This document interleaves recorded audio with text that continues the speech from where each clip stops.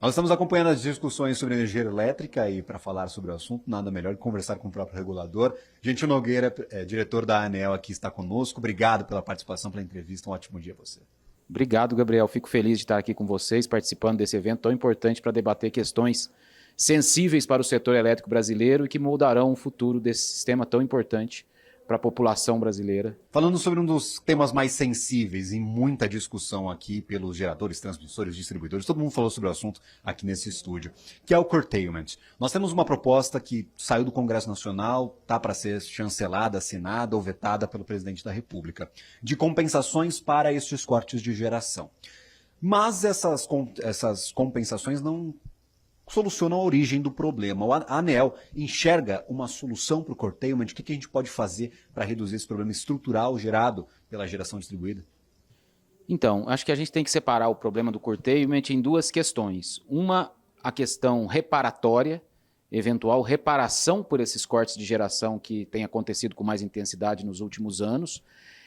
Isso está endereçado na medida provisória 1304 algumas possibilidades com relação a isso.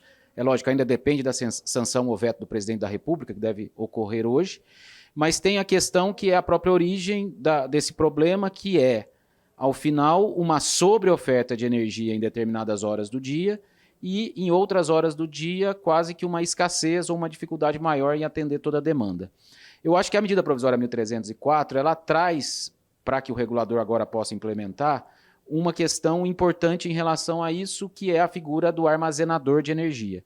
Não vai ser o elemento, a bala de prata ou aquilo que vai resolver de fato o curtailment, mas ele tem o condão de trazer possibilidades de redução estrutural, porque na hora que eu tenho um excesso de energia, que o curtailment é mais acentuado, eu reservo, armazeno essa energia para que ela possa ser entregue ao sistema em um outro horário.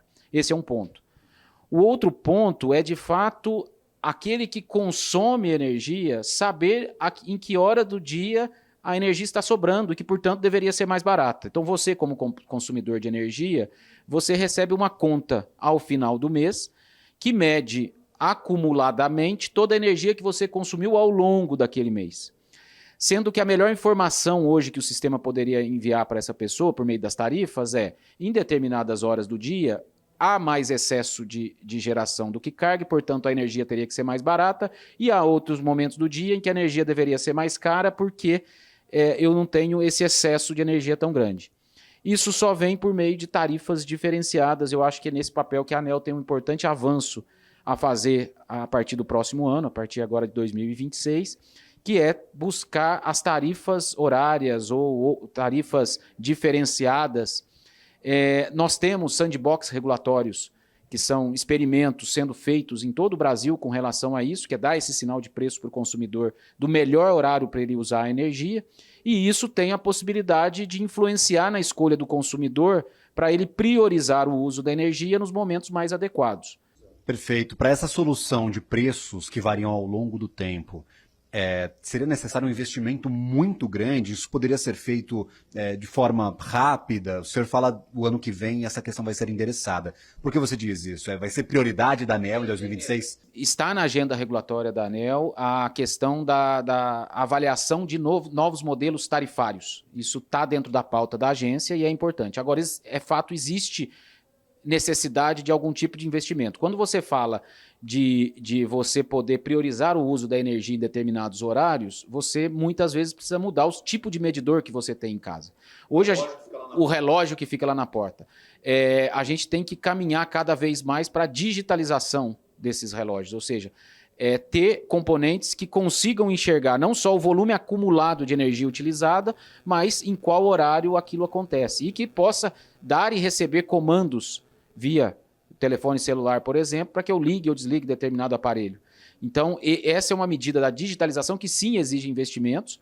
Não vai ser feito tudo de uma única vez, tem um processo, os medidores atuais eles têm vida útil ainda, então existe uma necessidade de troca, mas já existe um quantitativo razoável de medidores com condições de atender essa necessidade no Brasil. E assim, não vai ser uma mudança abrupta, isso vai vir ao longo do tempo, na medida que os medidores vão sendo trocados, na medida que a regulação vai aperfeiçoando. E, além do mais, não tem uma possibilidade só para um único local, tem cada região do Brasil tem suas características.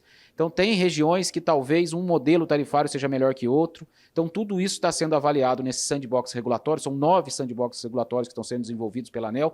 E tem, inclusive, um site que mostra como que são esses modelos que estão sendo estudados, quais são os resultados iniciais deles. E eu acho que isso tudo que vai compor uma solução ao final para o consumidor de energia elétrica poder reagir e ajudar ele na composição dessa solução para o curtailment.